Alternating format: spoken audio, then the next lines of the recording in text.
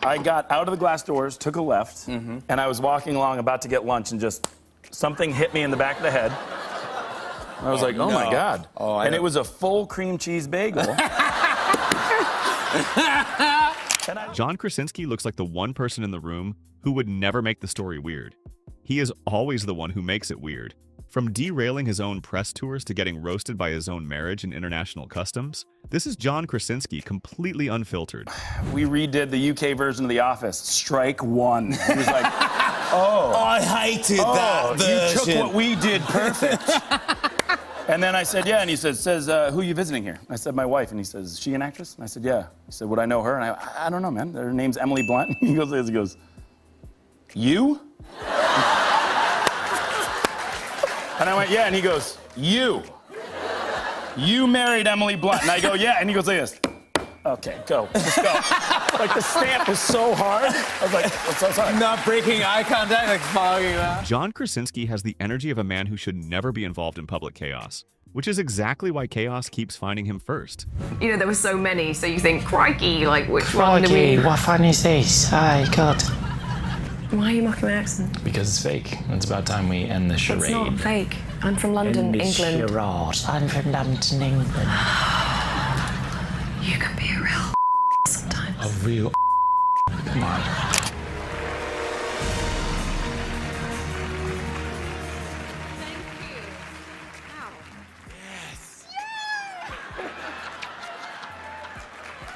He's presenting next, so... I love you with all my heart. And I you. But on this, our wedding day, I find it important to tell you. Yes, my darling. I'm blind. What? Oh. Please, do not cry. And when the Jim and Pam fantasy follows him into real life, John does not over-explain. He does not get awkward. He just corrects the room and moves on. Who is John Krasinski? That's a great question, and a big question. My identity is something I'm still searching for, so thank you for giving me an anxiety attack by even asking. Once Emily Blunt gets involved, John stops being the storyteller and becomes the target. She does not need a long roast. She just drops one sentence and lets the damage finish itself. That he would be welcome more if he stopped wearing a baseball cap, because I just said, you look so American. But he went out and bought himself a tweed flat cap. By this point, the interview is not even pretending to be normal anymore. It is just two very attractive people saying absolute nonsense with full confidence and somehow making it work. Our name is Crunt, we've decided. Crunt felt efficient and sort of... Hi, I'm Emily Blunt, and this is my husband, John Krasinski. But it's cool if you only know us by our celebrity couple name, Crunt. No. We sometimes send out Christmas cards, like, Christmas with the Crunts, come have a drink. And that is why every John and Emily story immediately gets better the second Emily starts telling it. Because now it no longer sounds like a cute Hollywood meet cute. It sounds like a case file. How did you guys meet? Like kind of a sad, lame story, you know. Not sad, but it's just kind of lame. I mean, I was in a restaurant. He was in the restaurant. Yeah. I was sitting with a mutual friend. My friend Gray goes, oh my God, there's my friend John. And that was it. Did he then come over and eat his meal with you? No, he just, he was actually sitting with our friend Justin Thoreau. Okay. And then he abandoned Justin and came over to come and talk to us. He did not eat. He just stood there and made me laugh. And that was it. Yeah. There you go. And it's worked out. He just did a bit. Which makes perfect sense once you realize John's version of confidence is just doing something insane very calmly. I think that I was so sure that I would never end up with her because she'd be like, this is ridiculous. I can have anyone, not you. That I was like, you know what? I'm going to blow it right away. And then that way you don't feel bad. Most people bring charm to a first date. John brought live ammunition. I was scared out of my mind to even go up and say hi to her. Yeah. And then on our first date, I decided I'm going to really hit the gas and bring her to a gun range. So we went to the gun range and we were experiencing it for the first time, which was pretty great, except I think yelped the first time. I was like, ah! Yeah, you like that? And the reason those two are so watchable is simple. Emily can turn a compliment into a roast so smoothly, it takes a full second to realize John lost again. This is the headline. Emily Blunt and John Krasinski are such a vibe at the 2026 Golden Globe. Such a vibe. Okay, turtleneck. Okay, turtleneck. Okay, so I'll be honest. I mean, do you rock a turtleneck? I don't. I would love to, maybe. So I have a full organ rejection to turtlenecks usually.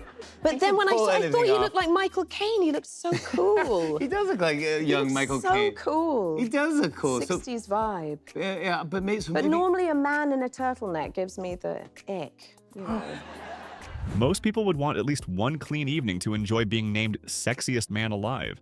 Emily Blunt heard the news and made sure that did not happen. Look at that. They couldn't contain it all on one cover. No, you can't tell anybody. So, No, I mean, Emily knew, obviously. Yes. Right. Emily knew. Was she surprised? She like, it's about damn time, or she's like, yes, darling, I don't know. There was so much laughter on the other end of the phone. It was hard to get words, but Sure. They just want to find a guy to make them laugh. Isn't that what they say? Exactly. And if the marriage stories make John look mildly unhinged, the prank stories make it official. Because this is where the harmless nice guy energy starts turning into organized seasonal warfare. And little did I know that my car had been wrapped from headlight to tailgate. And okay, so there I am. Oh no! What did John Krasinski do to me? That's a really good job. It has to be him. They even did the door handle. John Krasinski does not really do small jokes. He does jokes that require planning, logistics, and a second opinion on whether any of this is legal. I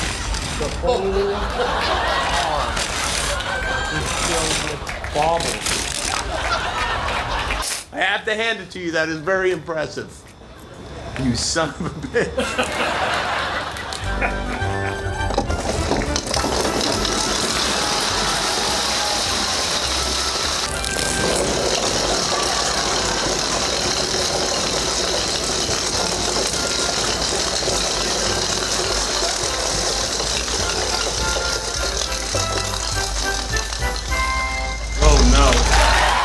The important thing about John Krasinski prank stories is that they always begin like neighborhood comedy and end like low-level domestic terrorism. At my office, yeah.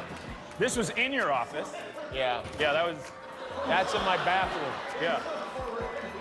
I didn't even know they existed until then. and then we decorated your entire office as a winter wonderland. Oh yeah, that's right.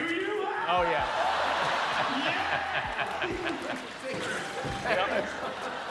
And after all of that public chaos, John still found a way to get humbled in the most efficient way possible, by his own children. Have they started watching The Office? They literally just started watching The Office. They were watching the first episode. So when Steve fired Jenna, she goes, "What are you doing? What are you doing?" And then she goes, "You're a horrible person." He never sounds like a celebrity trying to be relatable. He sounds like a dad who got famous before he finished figuring out the internet, which is somehow funnier. Most used app on your phone? Spotify. I am 94 years old. I just recently figured out that they have radio channels that mix up your favorite artists. Then there is the other half of John Krasinski's whole appeal. He still looks like a man who should be explaining a printer problem, and Hollywood keeps insisting he jump out of aircraft. There you have it. I guess you really are, Jack Ryan now. What's this? And comedy guys like you and me, we aren't meant to do action. And just when the action star part starts sounding believable, John tells one more family story and turns right back into the guy explaining himself at the dinner table. So you obviously spent a lot of time there, but never shot there before. No, never shot there, and certainly never shot a rooftop jumping scene in London, which was phenomenal. But I think my favorite part of the day was going back to my father-in-law. "What'd you get up to today, Johnny?" And I was like, I was like running on some rooftops, and then like a guy jumps into the Thames, and he was like, "Really? That's absolutely wonderful. Good for you." I was just like, "Thank you so much." Had I known that's all it took when I proposed to your daughter. That deadpan confidence is what gets John into trouble. He says something ridiculous like it is legally binding, and 5 seconds later he is explaining why he now has weekly chores. We made a stupid bet, and I lost. The bet was Emily said something about Leonardo DiCaprio being 41, and I said, "How dare you?" Okay. And she said, "If I'm right, you have to cook for me every Sunday, and if you're right, you get to play Call of Duty once a week." So I was like, I thought, here we go. So whether it is a customs line at Heathrow, a press tour couch, a prank war at Christmas, or a leg wrestling match nobody needed, John Krasinski always looks like the least threatening person in the room. That is usually right before the story becomes everybody else's problem. John Krasinski's whole comedy lane might be this. He never looks like the guy most likely to derail the room. And then 5 seconds later, he absolutely is.